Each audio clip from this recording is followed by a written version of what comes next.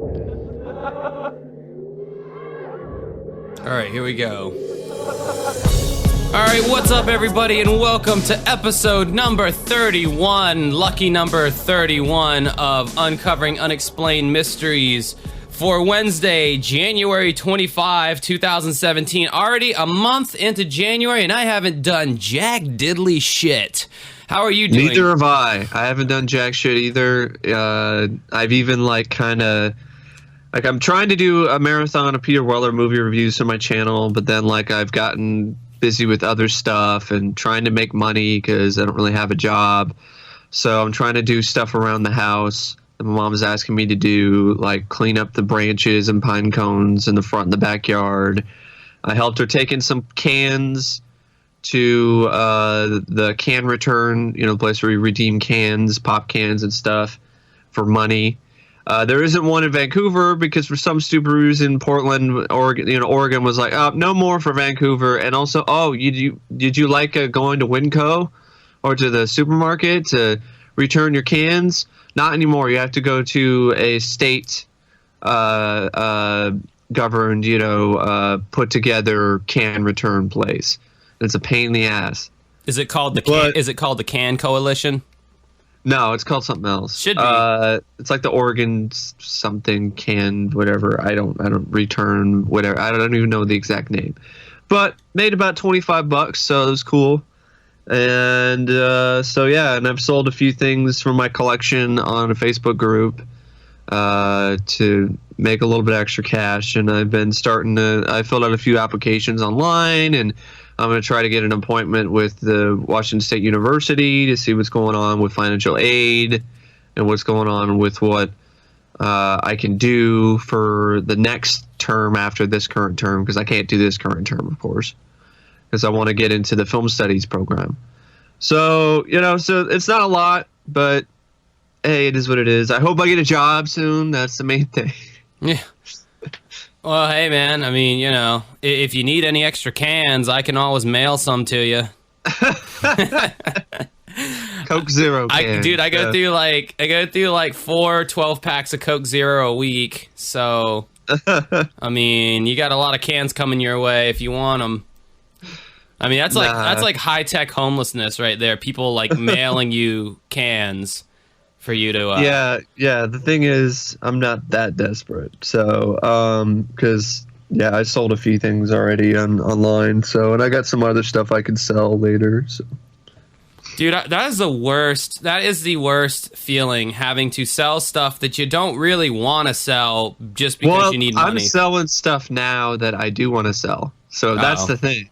I sell doubles. Oh, so I don't sell stuff unless I sell something either I don't want, and I don't care if it was a little bit rare, because on this group it's a DVD and Blu-ray and VHS and Laserdisc collectors group, and they also sell things, and I want to sell it. So I'm not the guy who's going to be like, oh, I want the whole eBay, Amazon price. I know I'm not going to get it for the most part, so it's price to move.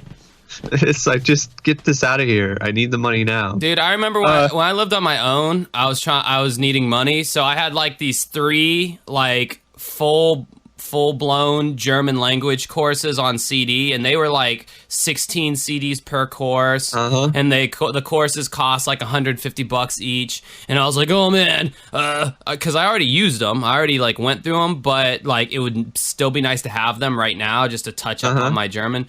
And I sold them on eBay, and they sold easily because they're popular courses, Pimsleur language CDs or whatever. But my stupid ass, before selling them, did not think to rip them. Make copies. Yeah. Did not think to do that, dude. It just totally blew my mind to do that. So, didn't do it. So, if I want them again, I either got to buy them or download them in not so legal ways, which I do not advocate legally. I don't know if I even am required to say that. I don't fucking know. Do what you want. I'm not here to tell you people how to live your life. But honestly, I think I released my German food video in 2017 of January. I did a few vlogs, but that's nothing impressive. Which, by the way, if you'd like to see any of that content, it's youtube.com/dancingwithghosts. And if you want to see Mike's content, because he just did a video about a movie called, what was it? Wise Guys or some shit where you reviewed it? Troublemakers? Wise Guys? Was it what? Troublemaker? It was Zach. Mastermind. Masterminds. Okay, yes, he just did a movie review on that. He's youtube.com/OCP Communications. So if you want more Mike and Josh, you can find us on there.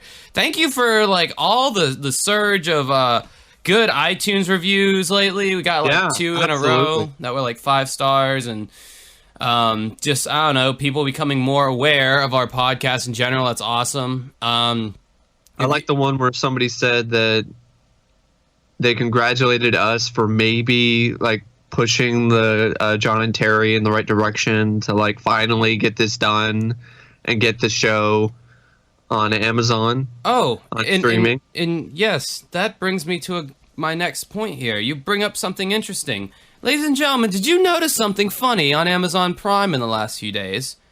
I don't know! A little show called Unsolved Mysteries with the original host, Robert Stack. Something we've all wanted for like the past fucking 10 years! Woo! It's there. It is fucking there. Stack is back. Stack is back, baby.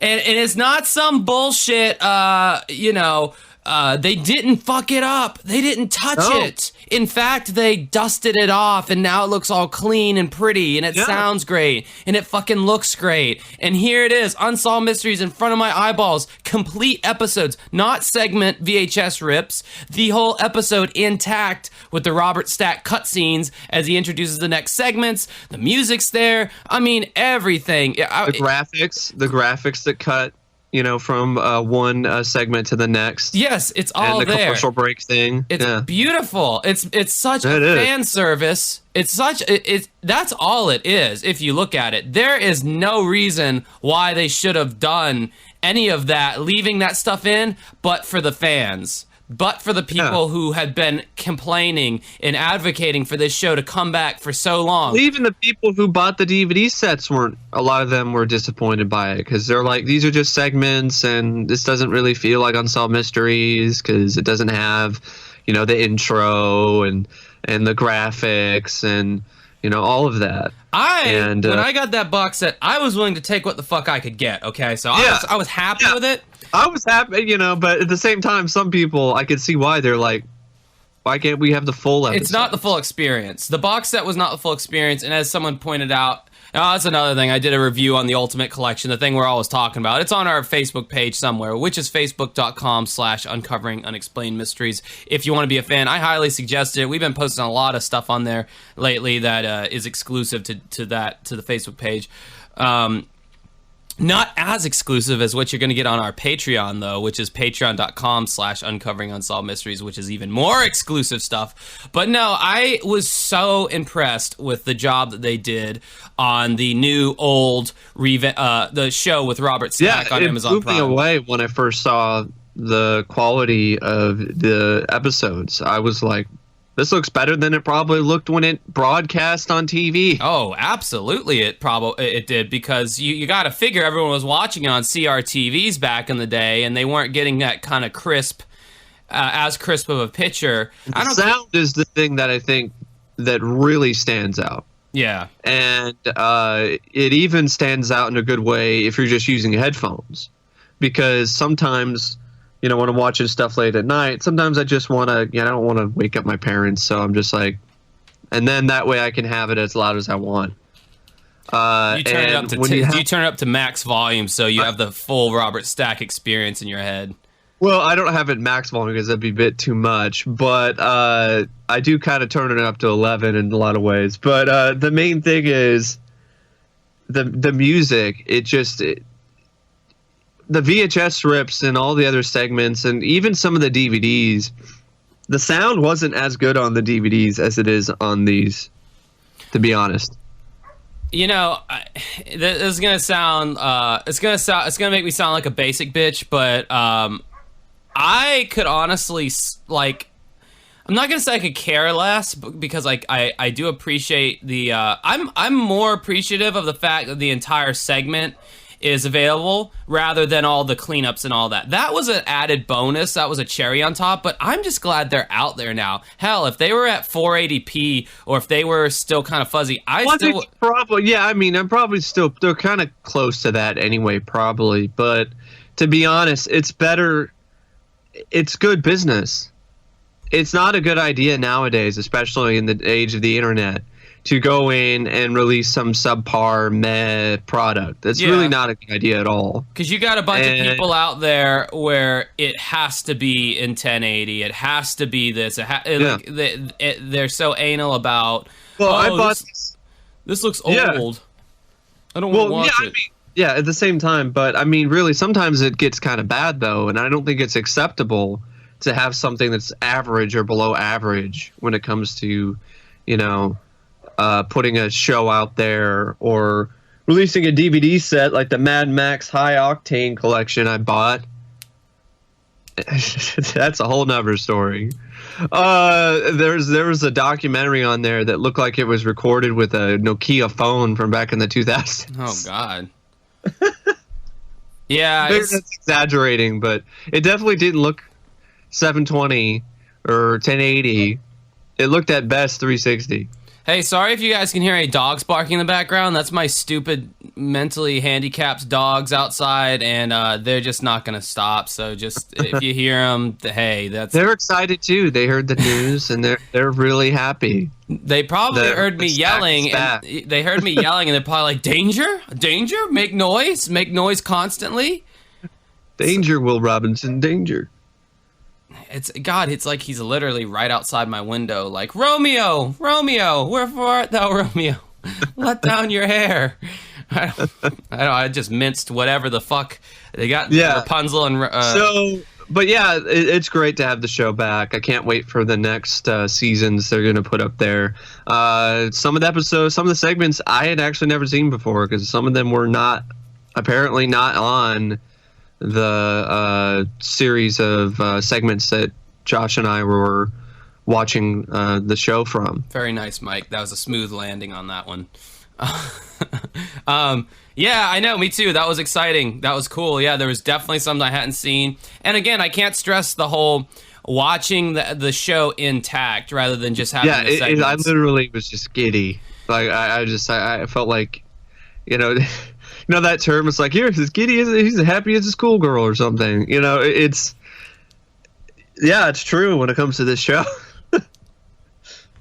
But there are some injustices being done in the world when it comes to this show coming back. It's bittersweet for some countries, because as I understand, in Canada, still no access to the show. What a buzzkill. That sucks. I don't know about Australia and England and the other English-speaking countries out there. I haven't heard. I don't know if they would get it either, because I know there's just region locking bullshit, which happens with DVDs and Blu-rays as well as streaming nowadays. I love how all these studios are like, we want to stop piracy, we want to stop that's bad, but then most of the people that pirate overseas, they do it because they can't watch Netflix in the U.S. legally. Right. So what are they supposed to do? What can they do? Why don't you get up off your lazy ass and create an alternative that's legal and better than torrenting, or make it so somebody can actually watch the Netflix shows that they want overseas. It reminds me of like when MP3 downloading, or Amazon, when MP3 downloading was hot back when LimeWire and Napster and Kazaa and Morpheus was all LimeWire. Now LimeWire's like, you don't use that shit unless you want a virus. That's instant AIDS for your computer. I mean, everybody knows that now. But I mean, back in those days, like where file sharing was really out of control. And then iTunes comes along and implements a way to pay for the digital downloads, and the digital downloads, the sales of it skyrocket because you gave people an option. Are there still going to be people pirating shit? Absolutely, there are. But here's the problem though, with digital downloads with movies. With MP3s, you can put them on your hard drive, you can burn them onto a CD, you can do whatever.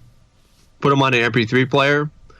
With digital downloads for movies and TV shows, you can buy them, but from what I've seen so far, you can only watch them on the Windows Media Player on your computer, which is a shitty player to watch anything on, to be honest, or stream it through Amazon's app. That's your only option because of the DRM, the digital rights management. So you can't put it on your flash drive and hook it up and watch it on your TV later. You can't do that. You can't make a copy of it either that you're not going to sell because the studios they don't trust you. They think you're just going to pirate everything. And there are some people who would, but it's a constant push and pull, tug of war in this kind of realm. It's kind of a gray area because in some areas I see where they're coming from, but in other areas I see where the consumer's coming from, and it's just one of those gray areas, and it's going to remain that way. It's what it is. It's the industry. It's stubbornness. It's the media industry still holding on to that old business model. Yeah. That physical media and CDs and all that other kind of stuff. They still feel like that's the best way to go about making their money, and they don't realize that they're just going to have to let go of the fact that they're just not going to be raking in the money from selling this stuff anymore. And I don't want it to go away because I'm a huge collector. So, I mean, that's another thing. That's another argument is I love streaming and I love all of that. But, you know, if I could buy a physical DVD copy of Seasons of Unsolved Mysteries, bet your bottom dollar I would. Oh, yeah, absolutely. I would, too. I mean, back in the day, before any of this stuff ever became a possibility, before I ever thought I'd see Unsolved Mysteries with Robert Stack again, I was thinking, man, if I ever get famous, if I ever have any kind of power influence, the first thing I'm doing, and dude, I was like 15 when I thought this. I was like, I'm going to contact John Cosgrove and Terry Moyer, and I'm going to use my star power to get their, because I just imagined in their office they had these like totes full of VHS tapes of the show. I'm like, I'm going to get them to turn those over to me, so I'll have it in my private collection. And then they went and did this, which is great. Now, if they can just be consistent about it and release 12 more seasons of Unsolved Mysteries on Amazon Prime. Don't do it just one season. That would be really disappointing. I mean, everyone...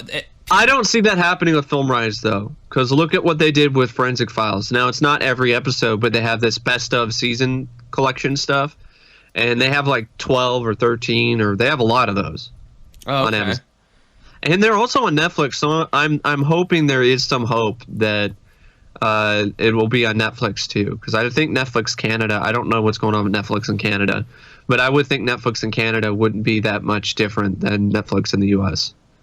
They are apparent. Well, I know they do differ because my friend in England, who does not listen to this podcast, there was a show about... it's Netflix in England, yeah, but Canada is just so close to the US, I would think it wouldn't be too different.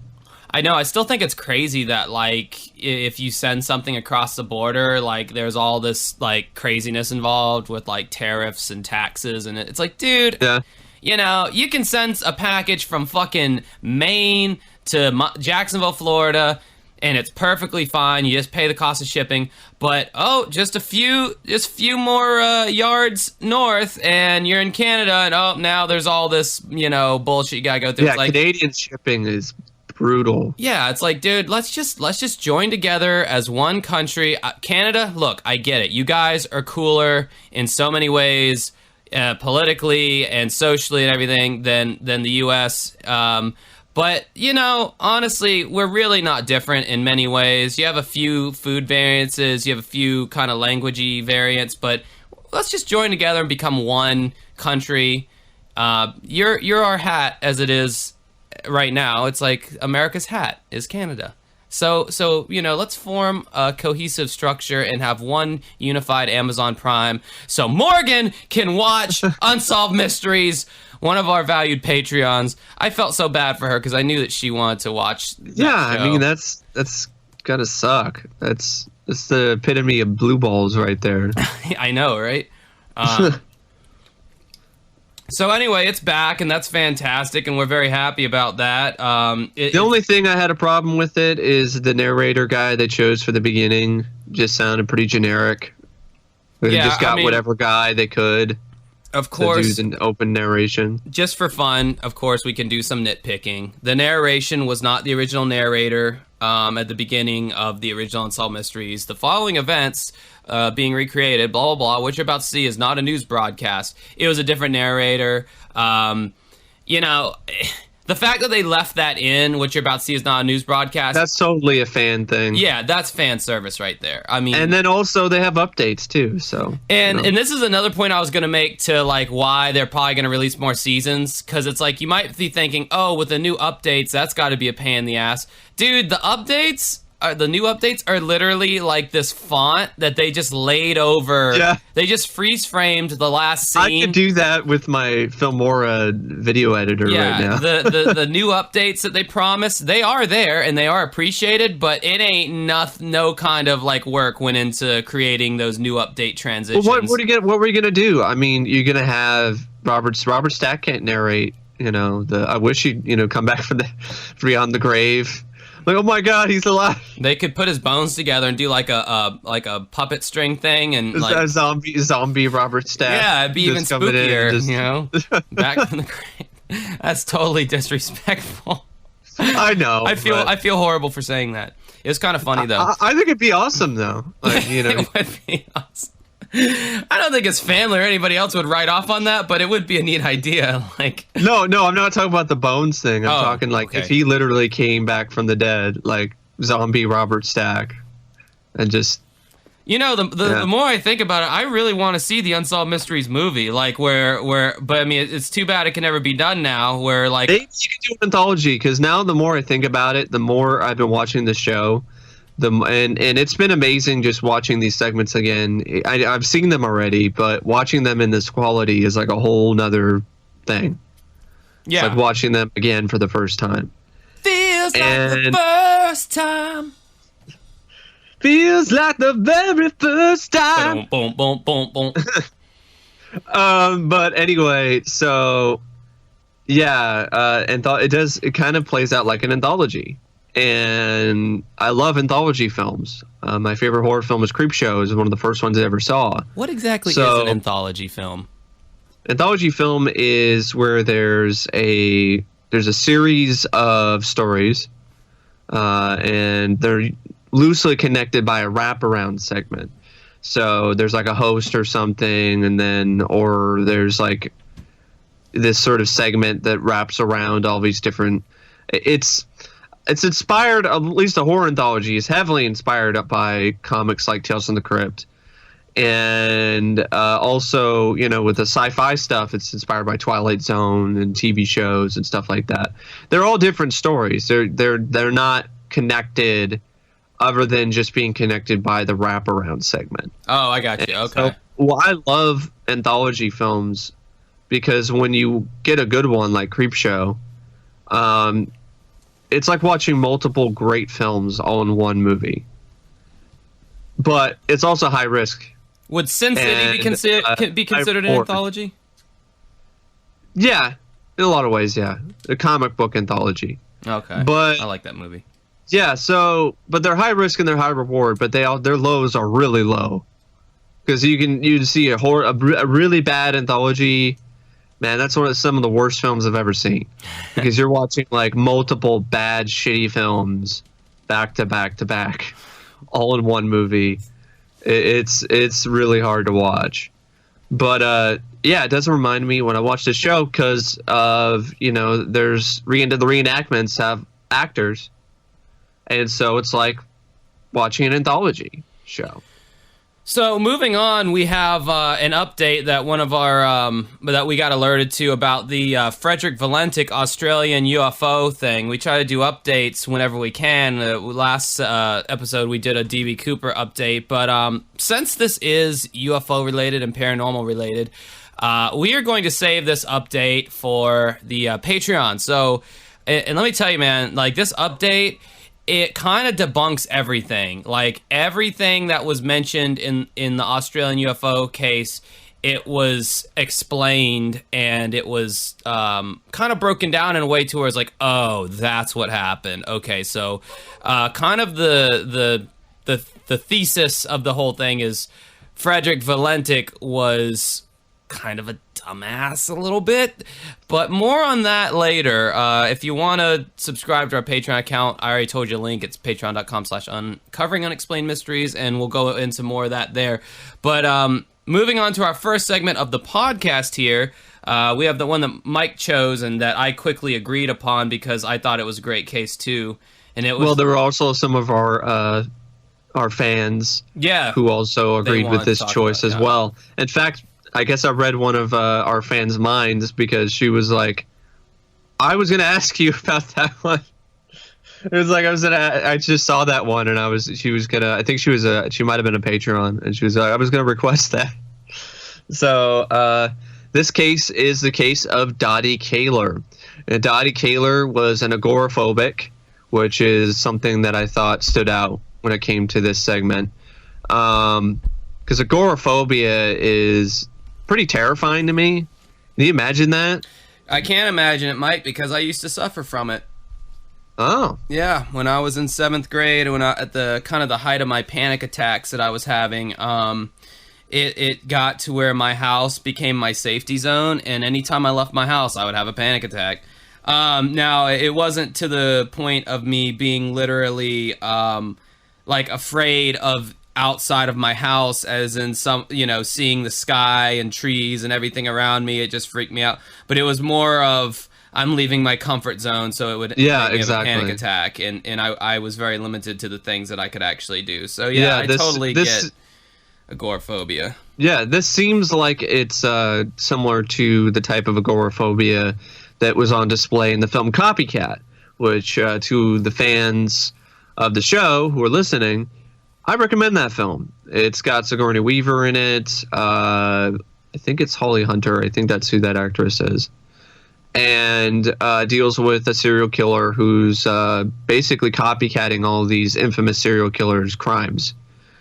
And it's a pretty cool film. Sigourney Weaver plays a criminal investigator who is an agoraphobic. And I thought the film did a good job showing how terrifying the agoraphobia is for her. And you know what you can do with that movie, Mike? You haven't seen it. You can put it in the basket of movies Josh has never seen. I'm surprised you haven't seen that one because it's true crime. It's kind of true crime related. Why would you ever be surprised that I haven't seen a movie? Honestly, at this point, why would anything surprise me? I guess it's just, I don't know. I thought maybe you had a little bit of hope. Yeah, I gotta maintain some semblance of hope here. But anyway, she's an agoraphobic. She was in a bad marriage with Jewel Caylor, who is her husband, and he's a real character. Oh, we'll get to that motherfucker. And this agoraphobia was so bad that she couldn't even keep a job or do anything like that because she was just terrified of going outside her house. They didn't really explain why she was such an acute agoraphobic, though. They didn't really explain that much. I think that would be interesting to know what it was that caused it. Was it anxiety, like Josh, or was it something else? Is it something she's always dealt with? It didn't seem like she always dealt with it. They kind of had that insinuated that it wasn't always a problem for her. Unsolved mysteries a lot of times won't give you a whole lot of background on certain people and in certain kind of things going on. And I think they probably do that just to kind of get legal reasons, probably. Maybe they're just kind of trying to cut to the chase a little more, I don't know. Yeah. But yeah, that's definitely not the first time that they haven't allowed. So yeah, she was in a bad marriage. Things weren't going very well. She was depressed, and eventually she disappeared. She completely just vanished off the face of the earth. And of course, her husband Jewel became a suspect. And to be honest, watching this segment, I can see why. There's no eye contact with the camera. He's looking down all the time. It looks like he's thinking of things to say in the middle of conversation. Like he's just and then it's just a very awkward interview. See, I think me and Mike have differing opinions on this guy. Now, I will say that this guy, and by the way, people, just to let you know, you can actually go and watch this segment we're talking about. Unlike most of them, go to Amazon Prime and look up episode number one of season 1, and you can watch this very segment, so you'll have context beyond what we're talking about. It's the last segment on episode 1. But I see this guy. Is he an asshole? Abso-freaking-lutely. I think this guy's an asshole, but it's like I've known guys like this in my life, and an asshole he might be, I just don't think he did it. He just was too aloof and uncaring and not in the sense of I have no heart and I'm a murderous, fiend, but more in the sense of I was so done with this chick's shit. When she disappeared, I could care less. But the whole thing where he's saying he wrote letters to her and all that kind of stuff, telling her to come back, that's what makes me kind of, he doesn't give a shit, but he's leaving all these letters to her. He leaves on her car, asking her to come back to him. That was probably just mere lip service, just kind of like, yeah, come on, I guess. But if you don't, who cares? Because I don't see why anyone who is that done with them would even go to that length. How many people do you know of, like your exes? Have they been like, they're done? They're not leaving notes to you, like on your car. People do strange things. Sometimes. I know, but it just seemed a bit. I don't know. May I also say, this guy. He's a character. This guy seemed like he was on about 12 Xanax bars for this interview. He was just like, well, I've moved into a new place in a new city and got a new job. If she, what was his quote on that? You're saying? Okay, I got it. So this is like his one of his last lines. He was like, "It was hell living with Dottie. It was hell having her disappear the way that she did. And yet, since I've gotten here and gotten settled and into a new job, and that whole problem is behind me, things are really pretty good." Now, in your voice, that's exactly how he said it. That's exactly how he delivered it. He's just very sedated. I mean, off camera, there could have very well been like a morphine drip on, just going into his arm for all we know. I mean, this guy was just like, he couldn't have been more at peace with the whole situation if he tried. Which again, he was talking about how there was some problems with the marriage to the point where there's been like violent things that happen. Dottie had a friend named Paula who recalled Dottie's first physical altercation with her husband, and she told me that they got in an argument, and she said it escalated to the point when he finally hit her with a board or something, and then she grabbed some scissors and said, "You keep away from me," and protected herself.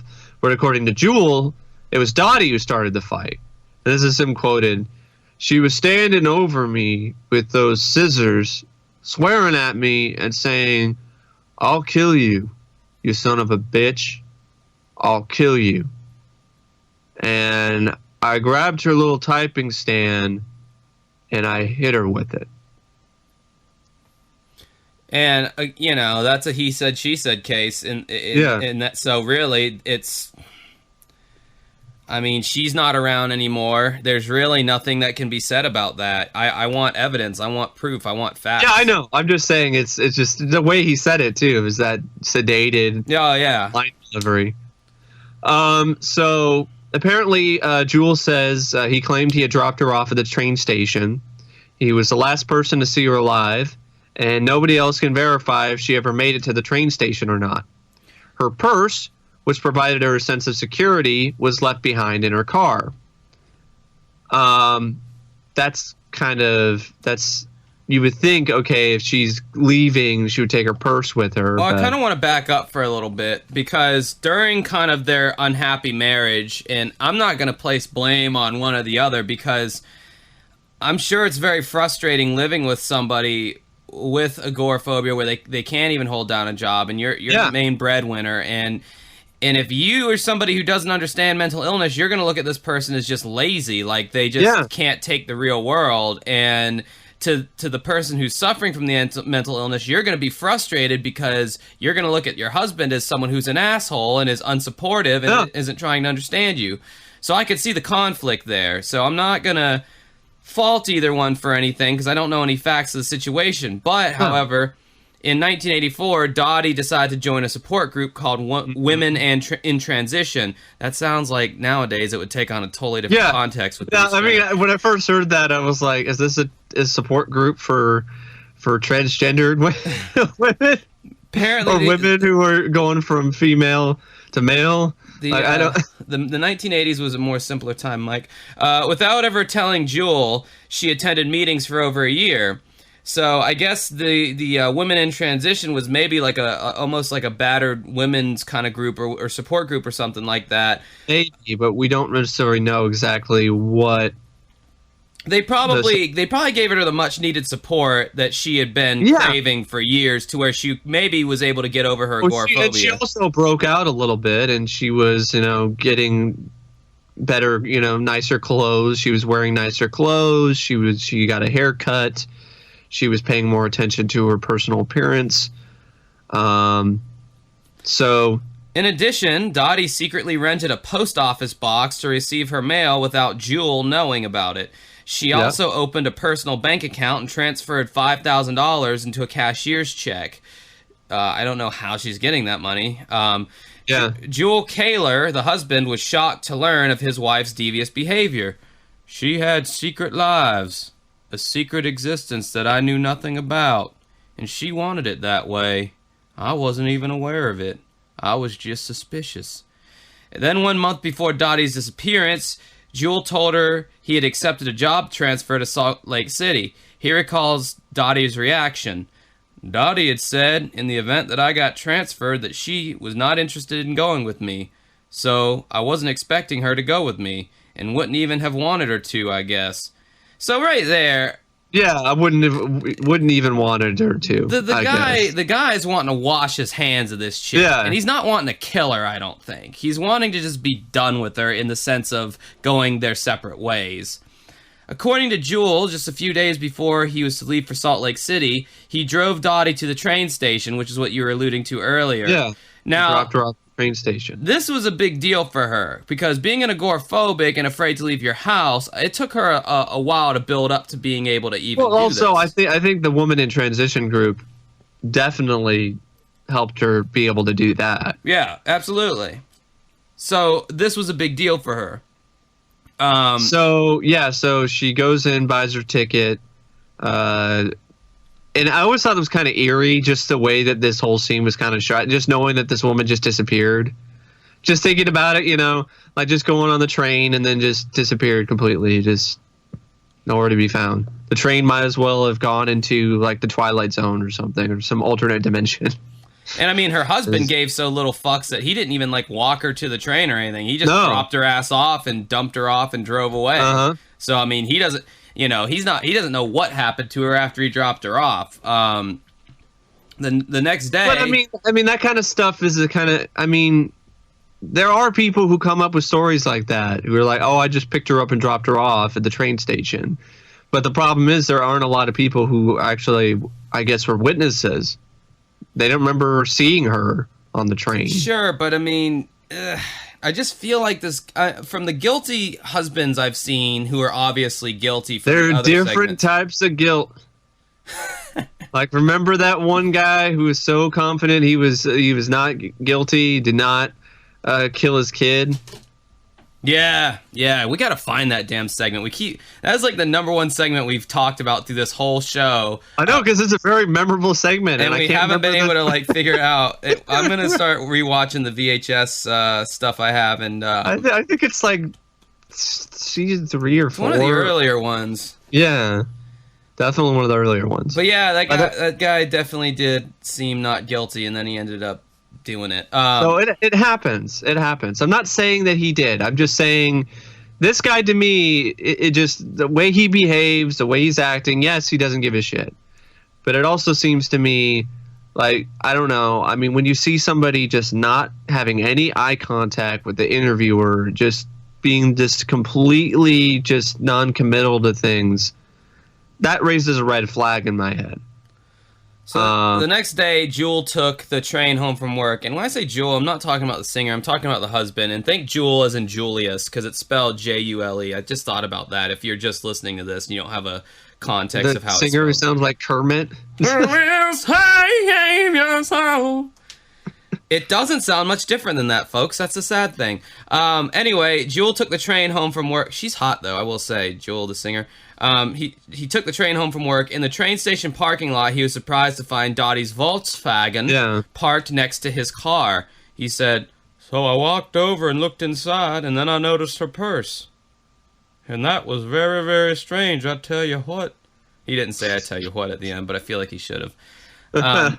Shelley Wilson also found it strange that Dottie had left her purse behind. Quote, "She told me how important it was to her to have her purse with her all the time. That's one of the things that made her feel so terribly upset, or made me feel so terribly upset when I realized she had not taken her purse with her." Over the next few days, Jewel left notes on Dottie's car, as you were talking about earlier, asking her to contact him. He expressed his love for her. Yeah, that is kind of weird. I love how the Wikia says, Jewel left rambling notes on her vehicle, which surprisingly he claims to have found at the same train station he dropped her off at. Now I'm like, rambling notes. "I love you, come back to me. No, I hate you." Never mind. Don't come back to me. In the same exact letter, my feelings have changed, and I've felt the need to still include the love you part, even though I don't feel that way anymore. But no, it's like Smeagol is writing letters, you know. "I love you. No, I hate you. I hate you. No, I love you." But yeah, that is. I thought that was just very peculiar. Dude waited. Very strange. Jewel waited 5 days to file a missing persons report. 2 weeks later, Jewel moved to Salt Lake City, where he built a comfortable new life for himself. And also, apparently, this is from the wiki. I don't know how true this is, but if it is true, this raises a red flag as well. Because at the time of her disappearance, he was engaged to another woman, and he was frustrated with that Dottie would be living in their old house, and he would have to pay alimony. But frustrated enough to kill? I don't know. So many years have passed, and still no one knows if Dottie Caylor left to escape an unhappy marriage, or if she was simply the victim of foul play. The Concord Police Department is still treating Dottie's disappearance as a homicide. Police do not consider Jewel Caylor as a suspect, but a quote person. Well, that's not necessary. So here we have a little bit of an update, not a big update or anything, but this is from the Wikia, which also takes information from the Charlie Project website, which I think is a website that talks about missing persons. So I could be wrong, though. I'm no expert on the Charlie Project. I'm just looking at Wikia right now. So this case is still unresolved, but authorities believe that Dottie is more than likely deceased now. Because if she was alive, she would be in her early 70s. And authorities now believe that foul play was involved. In 2004, Jewel Caylor, who has since remarried, was officially named by police as a person of interest in the case. Released court documents through the Charlie Project state that authorities do believe that Jewel Caylor killed his wife, Dottie. But they can't prove it. No. Huh. I mean, it's possible. I mean, the guy did kind of seem like a ticking time bomb. Like, underneath that sedated veneer is someone who could just explode with rage out of nowhere. And yeah, I'm like looking on the unsolved database here, and like, shit, her date of birth is January 9th, 1944. Christ. She was old now. She's still alive. That's like my grandma, I think, was born in like 40. Yeah, it's close to when my grandma, was born too. She did, though. My grandma did. Rest in peace, Grandma. My grandma's still alive. She means a lot to me, and she helped raise me along with my mom. So well, I wish good juju on you, Mike, and your grandma. I hope hope she doesn't pass ever. Like I hope I hope freakishly she lives like for a really like everyone. It's like scientists are like, what's going on? Everyone has deceased around her. It's the year 2103 and she's still alive, and then it turns out she's some kind of I don't know, just kind of trailed off there. I know you know where Bigfoot is, Mike. Tell us. Anyway. Yeah, a lot of inside references. You'd have to be listening to the podcast for a while to even get some of that shit. The grandma thing was literally out of left field, but the Bigfoot thing, I have this running gag that I'm convinced Mike knows where Bigfoot is, because it's like right in the backyard of Vancouver, Washington is where a lot of the sightings of Bigfoot are. Anyways. Not really, but okay. Yeah, just go with it, Mike. I mean, the things I say on here don't have to be factual to be entertaining, so... Yeah, I know. That'd be awesome, though, if there was just Bigfoot sightings everywhere in Main Street. Just the reason why you can't get to the video store or wherever is because there's damn it, Bigfoot is there. He's just knocking shit over in the streets. I can't get there today. I'm sorry. I'll get there some other day. It's like, geez, Mike, I just don't have that problem here in Florida. I can't relate to you. Just waiting in line. Cause Bigfoot is just there. Bigfoot's like really hassling the cashier about returning something, and it's against the return policy. And he's like, "Come on, I'm here. I do a lot of business here." And the manager's like, "Just give him the damn refund." Anyway, so I think that's all I have to say about the Dottie Caylor case. It was a great case, fantastic. Yeah. We're not doing it justice even talking about it, and you really need to watch it on Unsolved Mysteries, which you can do now, so go out in there and do that, damn it. And Amazon Prime, was it like $10 a month? Yeah, it's like $10.99. You can do the monthly fee option, which is like $10.99 a month. You also get 2 days free shipping. 2 days free shipping. I mean, that's Amazon Prime for Prime thing, you know, stuff that's available on Prime, not for stuff that doesn't have Prime. That they don't have 2 days shipping. There's a lot of stuff on there that has. But there's a lot shipping. of stuff that's Prime enabled, so it's a good deal, especially if you're a student, and because then you can trust me. It's kind of a better idea if you can to get your books off of Amazon than anywhere else, and also you can sell stuff. So, and as a student, I can definitely say you're better off when you get your books and you pay some crazy amount of money for them. Keep them and don't sell them to the bookstore, because you're not going to get the full profit. Sell them to Amazon, and you'll get a lot more than you're going to get from the bookstore. Oh, I didn't realize that. I always sold it back to the bookstore, like a sucker MC. Yeah, you get like half of what you're going to get usually on Amazon with certain books. So, yeah, it's a good deal. And if you're a student, you can get a discount. I think you can get the full year of Amazon Prime for like $60. Damn. It adds up, people, if you do a lot of online shopping, which you should be, because that's a smarter way of doing it rather than, going out from store to store. And plus, I like going out because it's fun and it's, reason for me to get out of the house. And I like to hunt. But, yeah, I mean, where I go is I go to thrift stores and pawn shops. So the kind of stuff that I'm looking for is, like, better deals than what I get on Amazon. But, yeah, when it comes to like school books and even streaming, I mean, I'd have to say if you're looking for, Amazon Prime right now, Unsolved Mysteries is like that's like the big thing, and I totally I don't see them not having more seasons. I don't see them not following through. I mean, they have all 3 seasons of the Dennis Farina version. Boo! So. Who wants that? Now that they have the originals up, seriously, why do they have the Farina episodes up? Like, who gives a flying fuck about the Dennis Farina Unsolved Mysteries episodes?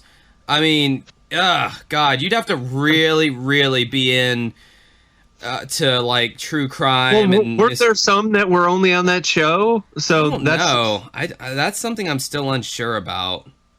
Maybe it's another one of those things where people are confusing some of the cases that were covered on America's Most Wanted with something that was on Unsolved Mysteries. Yeah, I don't know.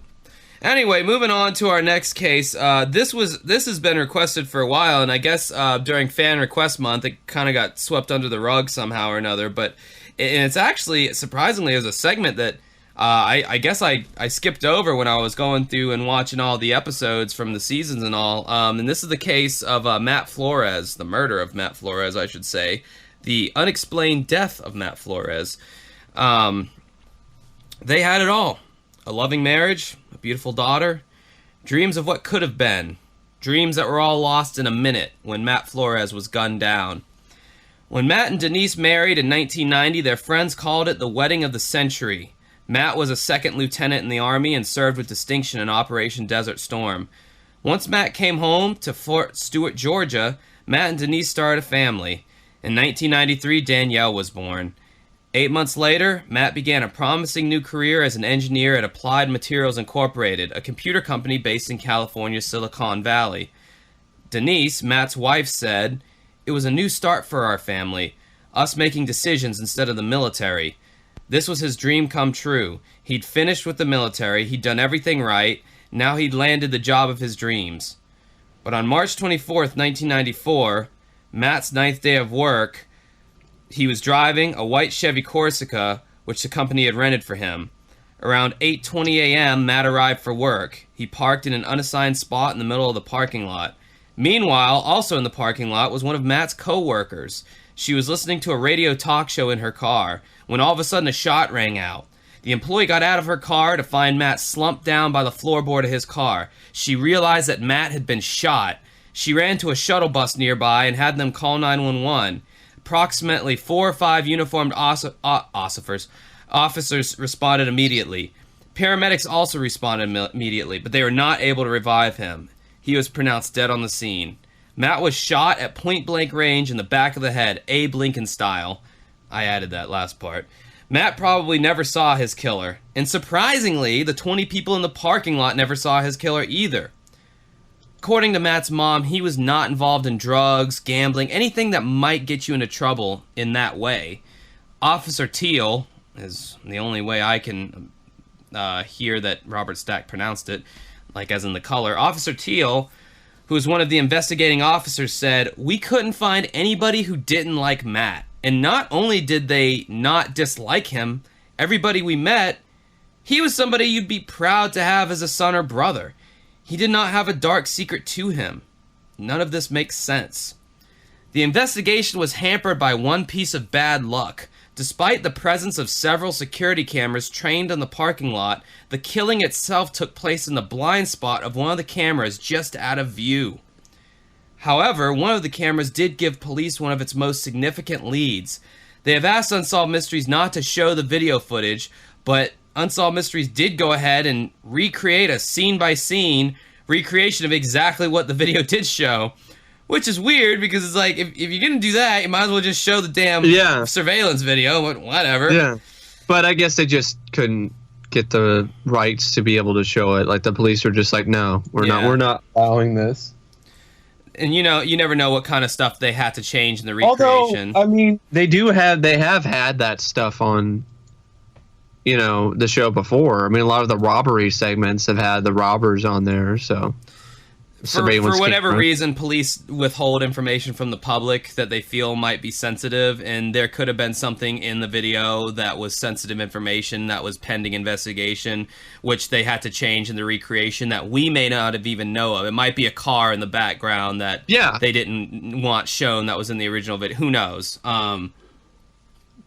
So they do the recreation of the video or whatever, and about 20 minutes before the shooting, there was a sport model 4-door Ford Explorer that came into the parking lot and parked in one of the parking stalls facing directly into the video camera lens. A few seconds later, a 2-door white Ford Probe came into the same lane Matt would take up later. The Explorer backed up, followed the white Probe. The Ford Probe could look something like Matt's rental, which was a white Chevy Corsica. First off, the name Probe, not a very good name for a car. No, it's. I mean, especially if if you're accustomed to this show with the UFOs and the capturings. I mean, talking about probes is going to be a triggering moment. Triggered.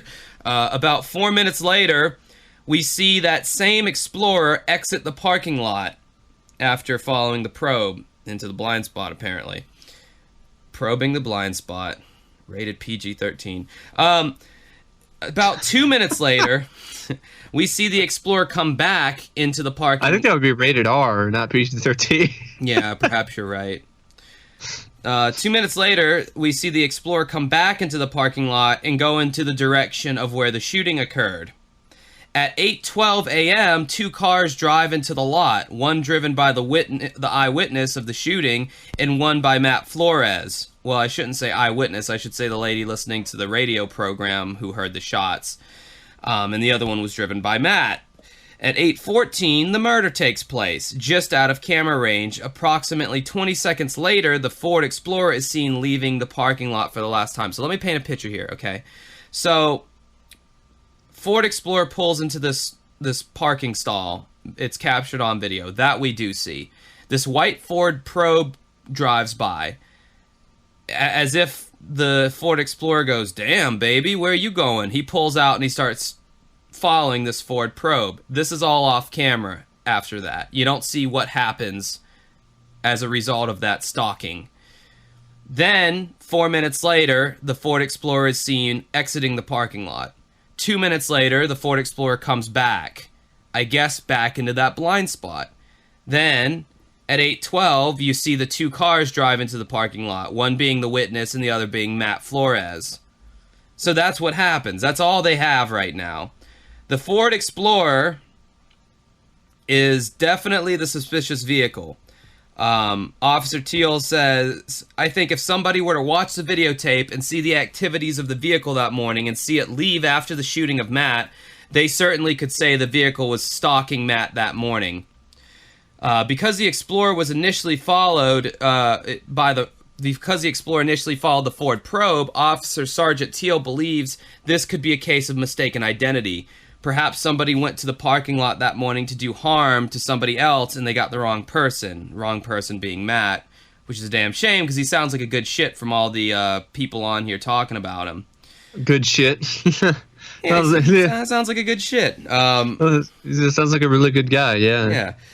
His wife, Denise, sadly, is saying towards the end of this segment, "Whoever did this to him, I want them to know what they've taken not only from Matt, but what they've taken from myself and Danielle and his family. I don't think she remembers him anymore. She was too little. I plan on showing her all the videos we have just so she can know what kind of daddy she had, even though she'll never know how it feels to have daddy hug her." Oof, god damn. Denise bringing down the whole mood of the podcast. That's one of the saddest things I've read in a while. That is. I knew it was sad when I wrote it, but I didn't know it would impact me the same way when I read it out loud. A $100,000 reward is being offered by Applied Materials Incorporated for information leading to the arrest and prosecution of Matt Flores' killer.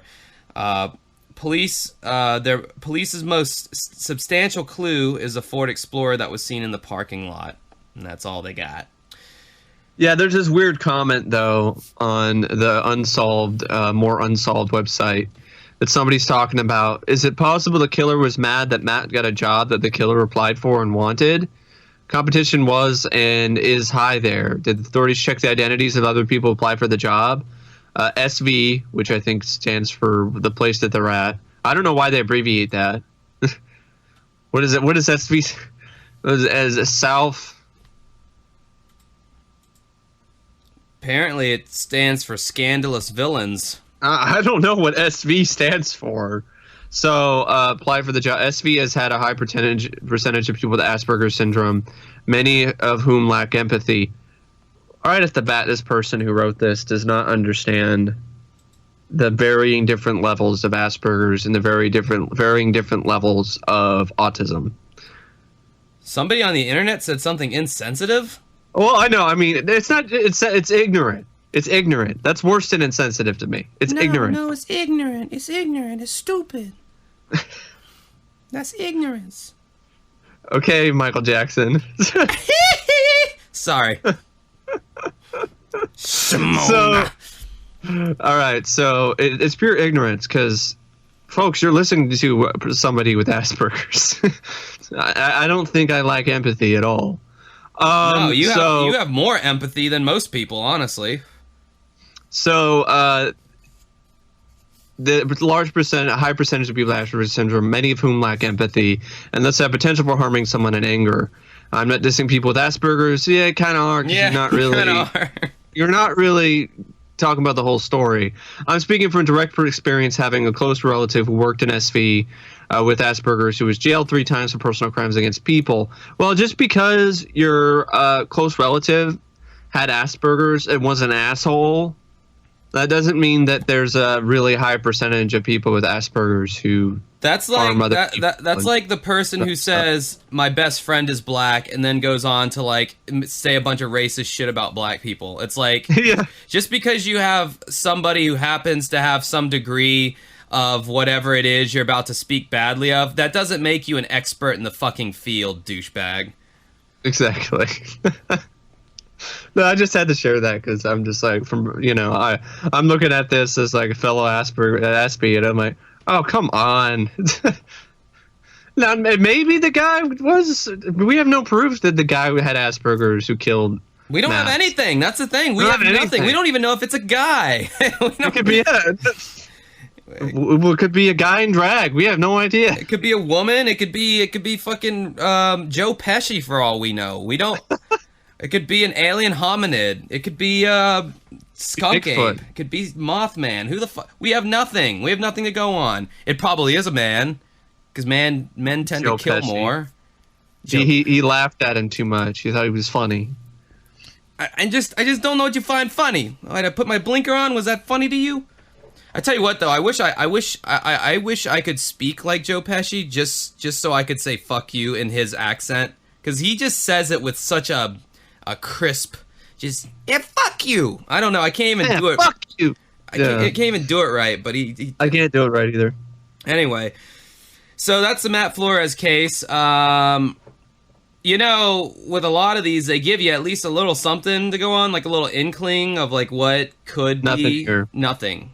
And I'm not even gonna sit here and try to like waste my time or your time speculating, because We have nothing to speculate on. there's nothing to speculate on. I mean, yeah, it could be some disgruntled person who didn't get the job. Could be a hater of Matt. Sound like a good guy. People who live well, have a hot wife, which Denise was, seem to have everything going for him. There's haters who get jealous. It could be Some people might be like go the conspiracy thing, like, oh, he was a military guy and he got into something he shouldn't have, and somebody killed him. he was a Manchurian Candidate.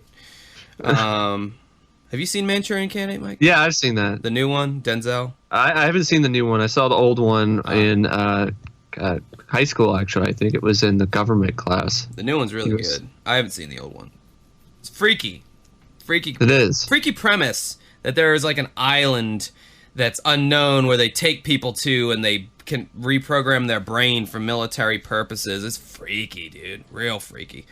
Scary, disturbing. The new Manchurian Candidate with Denzel Washington, just the scene when he's on the island and it's got these like almost like ISIS looking people with guns and all this crazy shit, mind control, and It's not really that new, but it is a film that didn't really do that well, if I remember correctly. Really? And a lot of people don't really talk about that film that much. A lot of people look at the original in higher regard than the remake. I'm sure the original is better, but I haven't seen it. I don't know. I mean, I haven't seen. See, here's a movie I haven't seen. I haven't seen the remake, but I've seen the original. It's all right. It's cool to see Angela Lansbury, like Murder, She Wrote herself, in a role that is completely unlike anything you've ever seen her before as a villain. My mom just started for the past few months she's been watching Murder, She Wrote on Netflix, and she's like, "Wow, I like this. When I was raising you kids, I would watch this show a lot." And I'm like, "Okay, you can watch Murder, She Wrote, but you can't watch Unsolved Mysteries." My mom, she doesn't dig Really? that show. Yeah, I'm surprised why she doesn't like Unsolved Mysteries. I watched episode 4 with my mom because my mom is one of the main reasons why I was introduced to the show. So my mom's mom, my grandmother from Massachusetts, is the reason why I watch this show, because she used to come down here from Massachusetts and visit us in Florida as a kid, and she would put on Unsolved Mysteries, and totally inappropriate for a kid to be watching, but they were old school, so she'd let me watch it, and my mom just never dug it, but her mom did, so thanks to my Nana up north. May you rest in peace as well. Man, somehow was able to bring up both dead grandmothers on this podcast. Real lighthearted one. Moving on to our next topic. This one actually is on the Ultimate Box Set Collection, which I did a review on, as I mentioned before. You can find it and on the available page. on the Ghost box set. Yes. I think it's probably, I don't know if it's available in the 2-pack, because for some stupid reason, First Look Entertainment released a 2-pack that only had 2 DVDs instead of 4 for Ghosts and for Bizarre Murders, I believe. That's nuts. So, yeah. So yeah, this one actually, I believe, if I'm not mistaken, was a fan request as well. Yep. I don't know. I just I think it's from the guy who Thomas Hatfield. Yeah, the guy who got us our artwork for. Thomas, I'll tell you what, buddy. I get good feelings about you. I feel like you're this close to working for us in some way, shape, or form. You know, you're designing logos. You're doing this, that, and the other. Making mad stacks. Oh yeah, you make the fucking sweet T-shirt. I think I already got another one of the ones you did. I don't know, man. I think I'm seeing some potential in this fella here. But anyway, he wanted Grace's Ghost. This was one of his old requests, and I don't know. I was just scanning Patreon the other day, and I was like, oh, okay, yeah, we should probably do that one. So here we go. For generations, the Adirondacks in upstate New York have been a favorite vacation spot for the famous and infamous alike. A place of stunning beauty and sometimes stunning scandal. When darkness falls at resorts like the Covewood Lodge, the plaintive sounds of loons startle haunted memories. God, the writing on this, the writing is just a spicy meatball right there. The writing on this show just, golden. One summer of 1988, a few months before yours truly was born, members of the staff were approaching the Covewood Lodge when Rhonda Bousselot, don't even care if I pronounce her last name right, some French thing, entered the lodge not knowing that someone or something was waiting on her as she was walking into this lodge. And according to her, she says, as I approached the top of the stairs, a feeling came over me that someone was there. More or less, I stopped in my tracks and didn't move. Didn't have a feeling of fright, but more a feeling that someone or something was there, and it just took my breath away. But the real show took place outside as Rhonda's friends were experiencing a spine-tingling vision. There was a ghost out on the balcony. And then after a while, it just blew away like sand in the wind. Who is haunting Big Moose Lake? Folks around here believe it's the young and beautiful Grace Brown. In 1906, her brutal murder shocked the nation. Decades later, Hollywood transformed the case into a hit movie called A Place in the Sun. Now, I've never heard of that film, and I've never seen it. Oh, okay, yeah, because I was going to ask you, I know you're a movie guy, and I know this movie came out a long-ass time ago. What is your cutoff for movies? I mean, is there like a date where my cutoff for movies usually, it depends on the genre. But a lot of times, except for rare exceptions, like films like Metropolis or some of the Universal monster movies or Hitchcock films and stuff, I am not a big fan of films from the 1900s, 1910s, 20s, 30s, 40s, 50s. And the main reason why is I do take these things into perspective. I understand the over dramatic way of acting comes from theater. I understand that.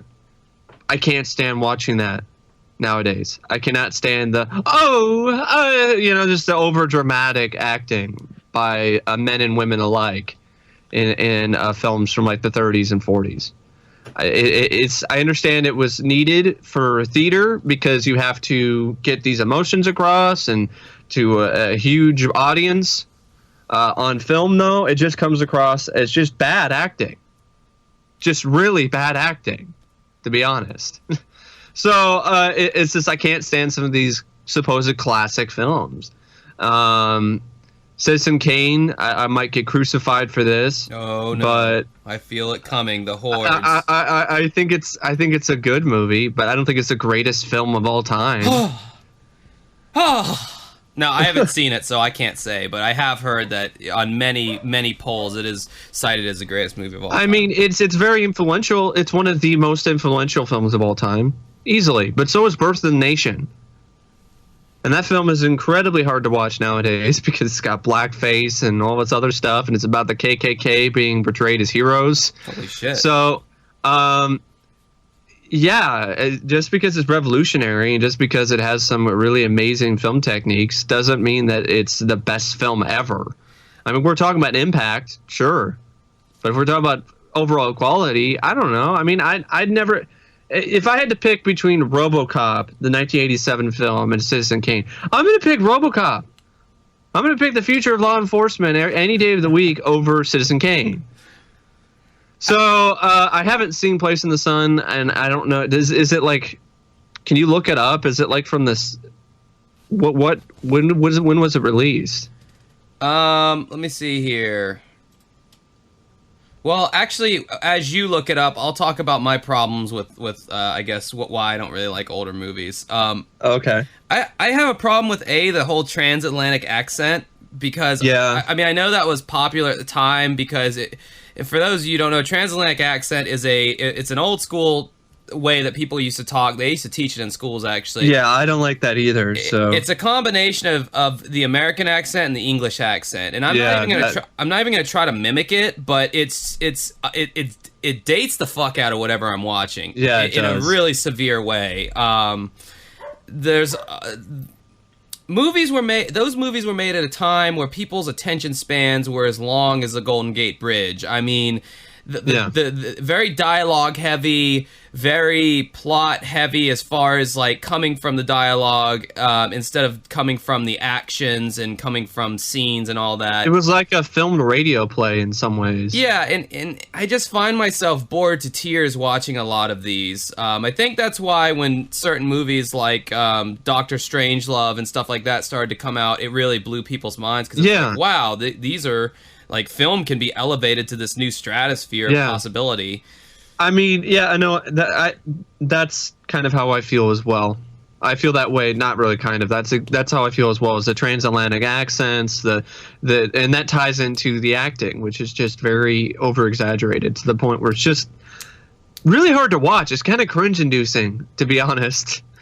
But that's the time, but I mean. I can watch some silent films. I love Lon Chaney's Phantom of the Opera, Metropolis, which is a beautiful film. I also like the 80s update with Giorgio Moroder's soundtrack and music by Queen and other bands. Oh, that sounds badass. Just from the roster that you named off alone for the musical acts. Anyway, I'm getting off topic here. You can. It's from 1951. Okay. I haven't seen it, so it's... Seems like the same, 50s kind of era of filmmaking where I'm not really a big fan of 50s films. I mean, even we're talking about some monster movies. Like, I prefer the remake of The Blob from 1988 by Chuck Russell over the original Blob with Steve McQueen. I prefer the Unsolved Mysteries segment of The Blob over all of them. That's a good one, too, but... Man, the 1988 remake of The Blob is awesome.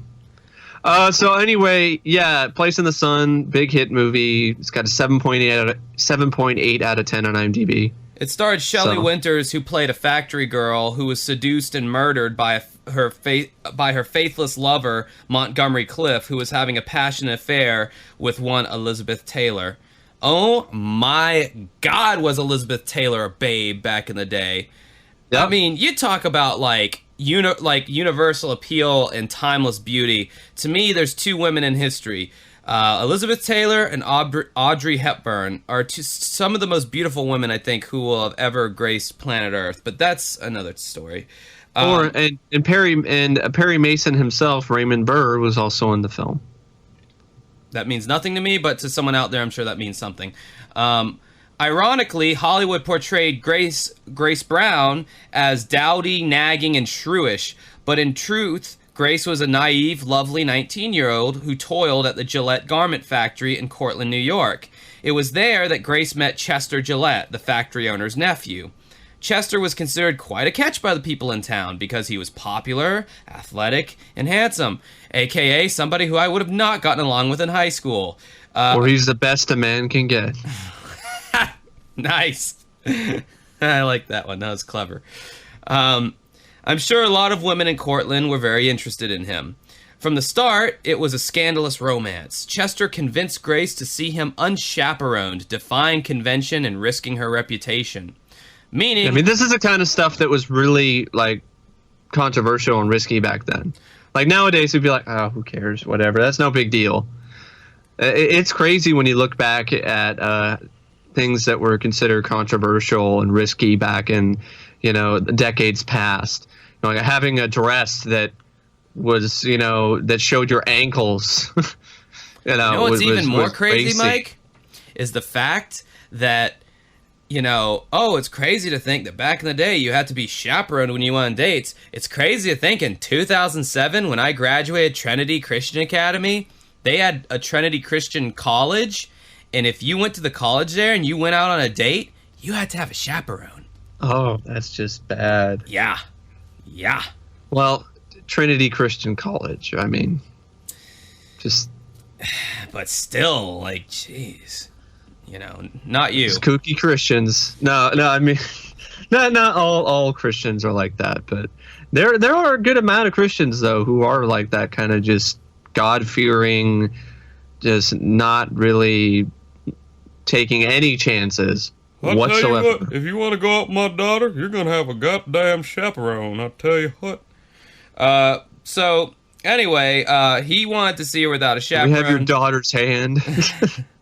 Defying convention and risking her reputation. AKA, he wanted to fuck. I mean, let's face it. Why would you not want the chaperone there? He wanted to fuck her. And she was DTF, folks.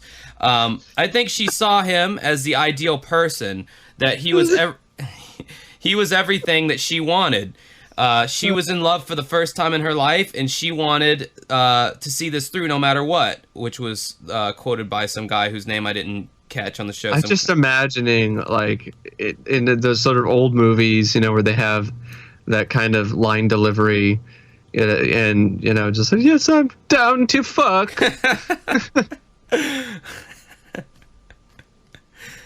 It's funny how slang changes so drastically over the years, man. Like, going back to those times, and how things are now, and how everything's just so gross now, and everything had such a quiet dignity back then. Well, back then, I mean, with in the 30s, when Clark Gable said, "Frankly, my dear, I don't give a damn," like that was like, oh my God, oh my goodness. But he said, "Damn." I can only imagine, like, in the streets and stuff, people were talking like they talk now, you just didn't see it on movies or in print or anything. But people, the blue-collar workers were, probably, they were probably dropping the F-bombs and all that other kind of stuff just as frequently as they are now. Yeah, but it is a crazy contrast. So, for Chester, it was a secretive affair. He never took Grace out in public. He never acknowledged their relationship. Chester was frequently seen with other young women, especially those from wealthier families. So already, if you haven't been able to tell, Chester's a piece of shit. He's what's known as a scumbag. So her friends were warning her that he wasn't what he seemed to be, and I think that she had no experience with that type of person, so I think she was seeing what she wanted to see in him, which was quoted again by a guy on this segment whose name I did not get, because, quite frankly, my dear, I didn't give a damn. So, Grace... I think his name is Craig Brandon. There you go. We'll pick a name, give it to him. His name could be Steve Tomlin Dingerson, for all I care. Were you trying to be like Fletch? No, I was trying to be like the SpongeBob, that scene in SpongeBob where it belonged to Smitty Werbenman Jensen, and then there actually was a Smitty Werbenman Jensen. It's a pretty typical trope of comedies. They make up a fake name, and then the guy actually ends up being real. That's like Fletch is when I think of, because he comes up with all these random names. Because Chevy Chase. Have you seen that one? Yes, I have seen Fletch. Yeah, I've seen Fletch. The whole thing where he's like, so he's like, what are your plans, Mr. Barber? It's like, no, that's Babar. 2 B's, yeah, 1 B, 1 B, BABAR. That's 2. Yeah, but not right next to each other. I thought that's what you meant. Arnold Babar. Isn't there a children's book about an elephant named Babar? I don't know. I don't have any. No children? No. No elephant books. That's pretty good. Man, what the fuck happened to Chevy? He dropped off hard. Yeah, as soon as the 80s ended, yeah. His career was over. He did a few family vacation movies after I that. heard he's kind of a dick, though. Oh, I Like, heard he's a huge dick, yeah. And man, did he age bad. God, he looks like Chevy Chase's dad now. Yeah. So Grace could not resist Chester and inevitably discovered that she was pregnant. So what was I saying, folks, this whole time? They were fucking. That's what they were doing. Yep. Then she became pregnant. At the time, They didn't have contraceptives back then, I don't think. oh, so. they probably used goat skin or something like that. At the time, unwed. That's right.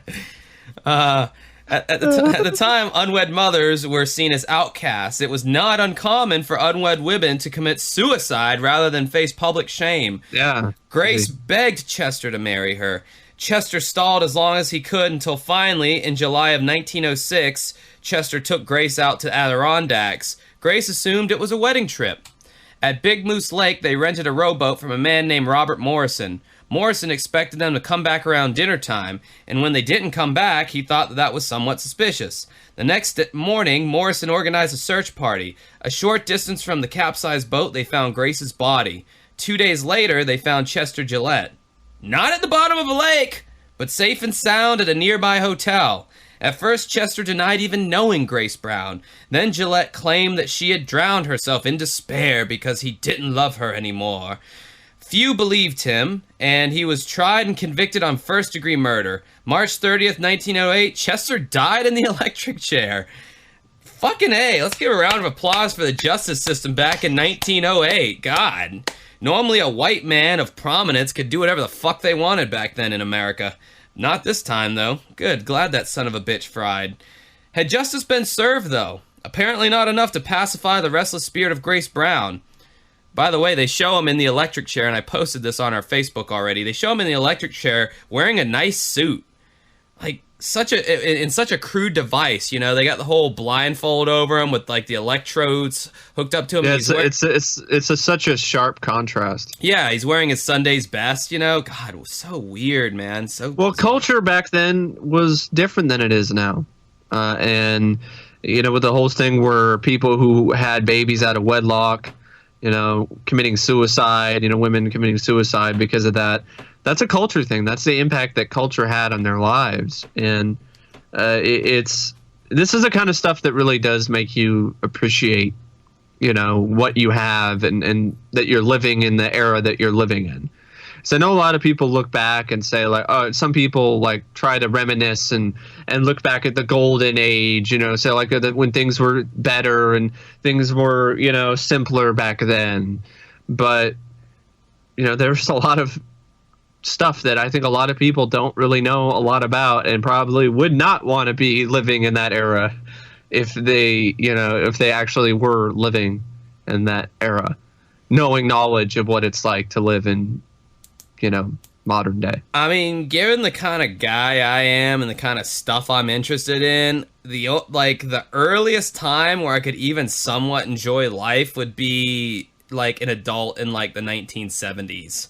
Yeah. Anything before that, I'm just like, what am I gonna do? They don't, you know, I mean, I'm thinking in the 70s, they got all those sweet vintage guitars and keyboards and stuff I could get my hands on for a cheap price, so that would be fun. A lot of the music I like would be coming out during that time, and I could see a lot of these bands in their heyday. That would be cool. But aside from that, I mean, computers were still in the future and all that. So yeah, I mean, I couldn't live before the 70s, honestly, and have a good time with it. So now after, you know, they fry Chester, we flash forward to current times again on Moose Lake. Linda Lee Mackin had her own experience with Grace Brown a few months after Rhonda Busalos, or whatever her name was. At the time, Linda Lee and her childhood friend chose Moose Lake as their hangout spot for one of their reunions. From the start, Linda Lee felt on edge. Quote, I wasn't thinking ghosts, I just felt very uncomfortable, and I felt like if I looked out a window or looked in the mirror, I was going to see something I did not want to see. Now that struck me as kind of a curious quote, because kind of already, isn't through the power of suggestion you're already kind of setting yourself up to see something? I mean, that's what I would think if you're... Yeah. So on the second night, Linda Lee tried to ignore her feelings of unease and even tried strolling around on her own. Walking down by the lake with her flashlight, the light started getting dimmer and dimmer. By the time she got to the bank, the flashlight wasn't even working. So, not only did she not have a light, but she was staying out in the dark without a companion. So she got her friend Bridget to come along back with her out there. Bridget didn't want to take Lee's concerns seriously, but she decided to be a good sport and accompany her.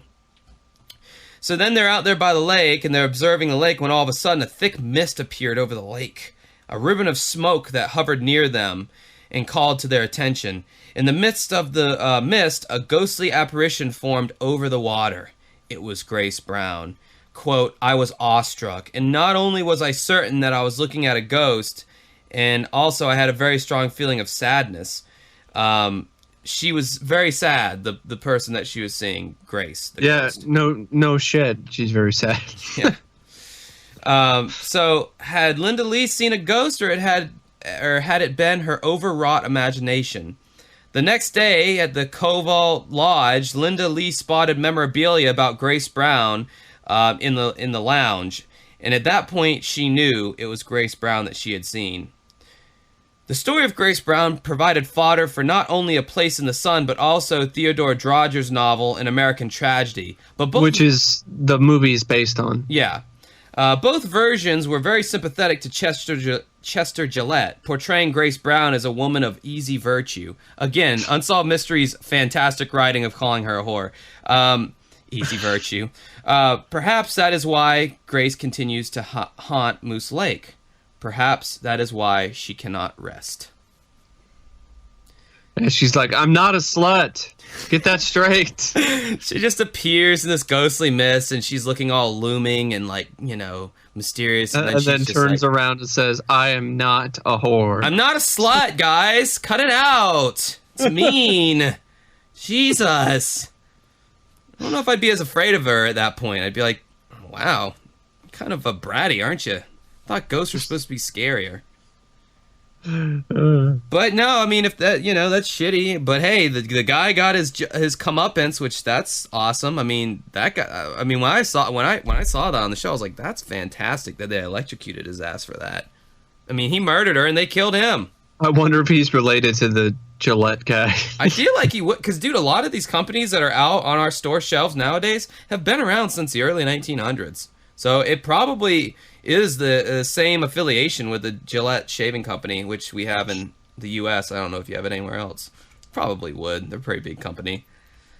So yeah, that was a great ghost story, I think. Not my favorite by any means, but it was a good ghost story nonetheless. And I think they did a good job with the effects of the ghosts and everything. Yeah, I didn't hate it. I thought it looked better than some of their earlier efforts. Thought it was a good pick. Probably would have gotten to this one eventually myself. I loved the movie tie-in, the kind of like celebrity kind of nature of this case. Well, yeah, and also the movie is much different than the actual case, which is why I think, hey, we could use another adaptation. That's actually closer to the real thing. I could probably see that being a Lifetime original movie, but I don't see it having the interest in getting a greenlit as a national release. But it was not a bad idea nonetheless. Scorn lovers always make good stories, and the fact that I could see them like updating it and messing it up even more and making it some PG-13 jump scare horror film. Yeah, true. So I think that's it for this week. That for the cases. Yeah. Wouldn't you say, Mike? Yeah, I would say so. All right. Well, as I said before, you can find us on YouTube. I am youtube.com/dancingwithghosts. Mike is youtube.com/OCP Communications. We have a YouTube channel for our unsolved, unexplained mysteries. Whoops. Freudian slip there.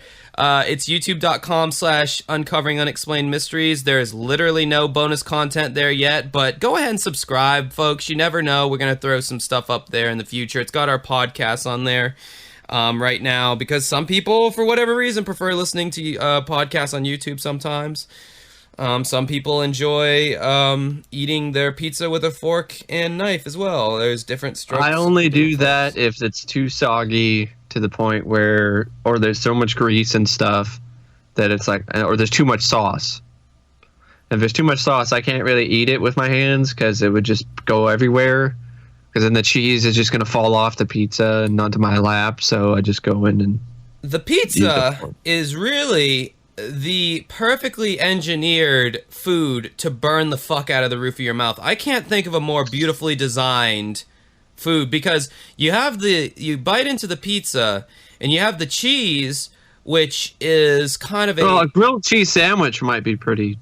effective. Well, hear me out on this one. I think pizza is the perfect candidate because the cheese holds the sauce in initially just until the right moment that you bite into it, and then I guess the pressure from breaking apart the bite of pizza from the other, the rest of the piece of pizza. Yeah. It forces the sauce out through some hole in the cheese, right smack dab into the roof of your mouth, and the sauce is kept hot from the lack of ventilation because it's got this layer of cheese over it. So it's really the perfectly designed. I don't know what pizza you eat pizza that's like cooked in a DiGiorno, my friend. DiGiorno pizza will burn the shit out of the roof of your mouth. Well, I don't eat DiGiorno. Like I get delivery, so it's not delivery. Yeah, no, it is delivery. It's not delivery. It's DiGiorno. No shit, it's not delivery. We can all taste the difference between a grocery store pizza and fucking. I love that pizza. advertisement is hilarious. It's like the biggest not delivery. It's DiGiorno. It's the biggest no shit phrase in advertising. It's not delivery. Yeah, we all knew that. We all know when it's a DiGiorno pizza kind of night versus when it's a not. I think they were trying to say it tastes like it's real, delivery pizza. I know, like they were trying to go. Yeah, exactly. Not saying it's a bad pizza. It's a fine pizza. If there's anybody who works for DiGiorno out there, I would love if you sponsored us. By the way, something I haven't brought up and I'm obviously not very serious about if I'm bringing up at the very end of the podcast. If anybody does want to sponsor on here, we are definitely open for that. Of course, you'd have to pay us some kind of money for it. But yeah, there's a few thousand listeners to this podcast. So, your brand would get out to some people. So if that's something you're interested in, let us know. You can email us, joshcannon01@yahoo.com, or message us on the Facebook page. Any hoozles, me and Mike are going to go off and record the update to the Frederick Valentic case, which you can find on our Patreon and subscribe on there if you want to hear that update. But besides that, hope that you enjoy the rest of your week. And is there anything special coming? Oh, fuck, Valentine's Day. Oh, it's going to be a fun one for me. I'm so lonely, I could cry. Yeah, so... On that definitely. note, That's definitely one of those, it's definitely one of those days where I'm going to be alone again without you. Alone again. And now, a without Genesis you. Phil Collins era song. And I know that I'll be alone again tonight. All right, God, what are we doing? Having fun, that's why. That's true, we are having That's fun. what we're doing. That's what we're doing. Good, clean fun. Yeah, but yeah, thanks for listening, and yeah, see ya.